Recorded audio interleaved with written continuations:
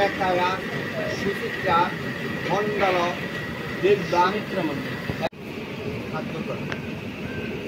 নম বৈদ্য পিতাত্ম সত্যাদান ভূজ্যায় তোজ সাধারণ ভূজ্যদান কর্মান মুস্মিদ মস্তু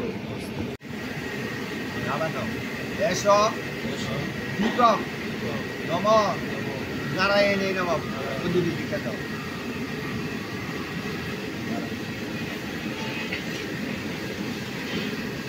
এস সচন্দন গন্ধপুষ্পায় নম গান গণেশায় নম ঘটে। দেখতে দেখতে 1 বছর পার হয়ে গেল। আজকে মায়ের বাৎসরিক কাজ, তাই আমার 2 ভাই, দাদা আর ভাই দুজনে মিলে মায়ের সৎকারের কাজ করছে মার আত্মার শান্তি কামনায়। আর এদিকে তো গানের লোক চলে এসেছে, আমি সব জোগাড়যন্ত্রী করে দিচ্ছি, আর আমার ভাই বউ এদিকে মালাগুলো সব ভক্তদের গলায় পরিয়ে দিচ্ছে, আর যারা গান করতে এসেছে তাদের গলাও পরিয়ে দিচ্ছে।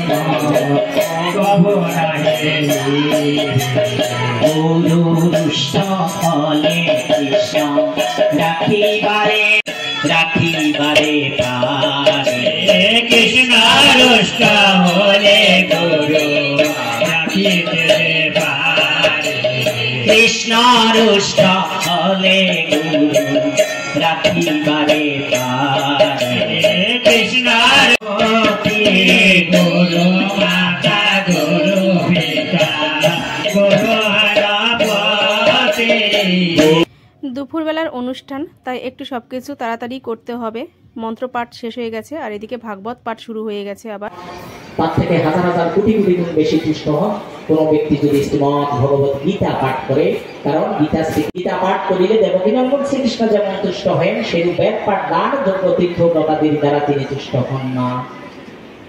যিনি ভক্তি ভাব যুক্ত চিত্তে গীতা পাঠ করেন, তাহার বেদ পুরাণ সকল শাস্ত্রই পাঠ করা হইয়া থাকে। বলছে কোন ব্যক্তি যদি একমাত্র শ্রীমদ্ ভগবত মায়ের আত্মার শান্তি কামনার উদ্দেশ্য করে একটু লবণ ভাতের আয়োজন করা হয়েছে। রান্নাবাড়ি কমপ্লিট হয়ে গেছে, দুপুর 2টোর আগেই সবাইকে খেতে দিতে বসিয়ে দেবে। আর মায়ের জন্য তো ভাত বাড়াতে হবে, তার জন্য জোগাড়যন্ত্রী চলছে। তো কী কী রান্না হয়েছে তোমাদের একটু বলে দিই। এদিকে রয়েছে সাদা ভাত, তার সাথে রয়েছে মুগের ডাল, রয়েছে শুক্তো, লাল শাক ভাজা, আর রয়েছে মাছের ঝোল। তার সাথে তো দই মিষ্টি চাটনি পাঁপড় রয়েছেই। তো যাই হোক, গান চলছে এদিকে।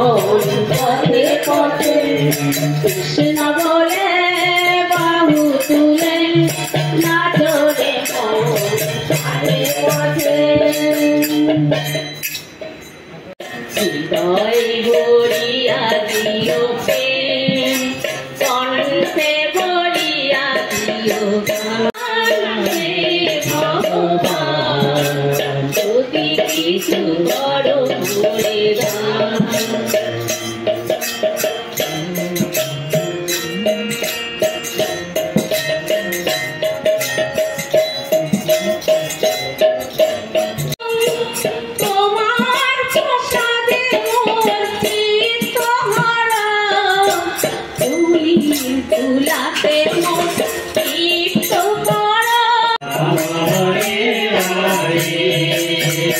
হরে কৃষ্ণ হরে কৃষ্ণ কৃষ্ণ কৃষ্ণ। ভাগবত পাঠ, গান সব কিছু এখন শেষ হলো। তো আমরা সবাইকে একটু প্রণাম করে নিচ্ছি মায়ের আত্মার শান্তি কামনায়। তোমরা আশীর্বাদ করো আমার মা যেন স্বর্গ লাভ করে। যাই হোক, সবাইকে প্রণাম করে টরে এখন আমরা যাব মায়ের জন্য ভাত বাড়াতে। তো চলো ভিডিওটা শেষ পর্যন্ত দেখতে থাকো।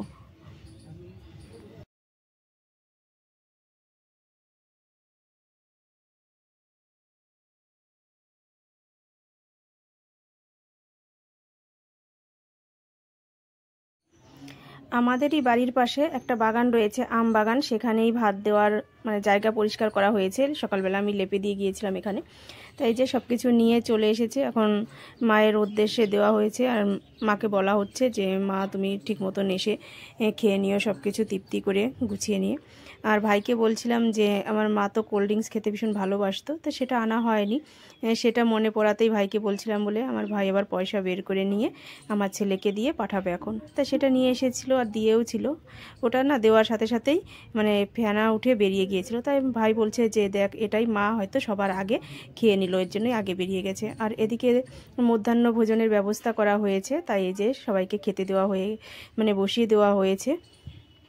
ক্যাটারিংওয়ালারাও চলে এসেছে, ওরা পরিবেশন করছে। যে বাবার বাড়ি থেকে এখন চলে যাচ্ছি। মায়ের কাজ তো গতকালকে শেষ হয়ে গেছে। আর এই যে ছেলে আমার সাথে সাথে আসছে, ও আমার ব্যাগপত্র নিয়ে যাচ্ছে। আর পিছনে সবাই দাঁড়িয়ে রয়েছে, তোমাদের আর দেখানো হলো না, অনেকটা টাইম লেট হয়ে গেছে। তা চলো বেরিয়ে পড়ি। পৌঁছতে তো অনেক টাইম লাগবে, প্রায় 3.5 ঘন্টা 4 ঘন্টা টাইম লাগবে, রাত হয়ে যাবে যেতে। তো চলো। আর আমাদের উনি হচ্ছে সামনের দিকে চলে গেছে, ভাই গাড়ি বের করছে। অনেক কষ্ট করেছে, বসার সিট পেয়ে গেছি।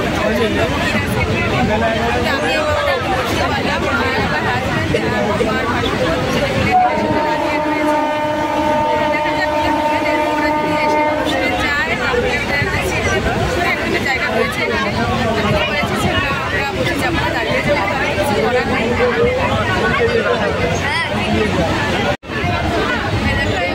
জিজ্ঞাসা করছি আমি কি চারিদিকে, তো জিজ্ঞাসা করলো তোমরা ওর চ্যানেলটা ফলো করবে, আমি চ্যানেলের নামটা বলে দিচ্ছি।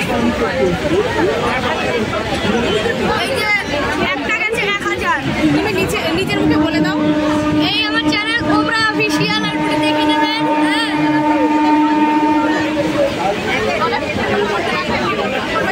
আমার চ্যানেলের নামটা হলো কোবরা অফিসিয়াল, আর দেখে নেবেন।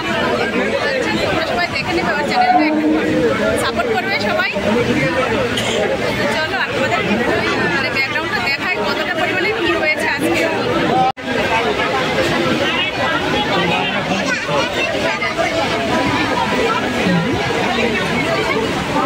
এইটা না বাবু, এটা না।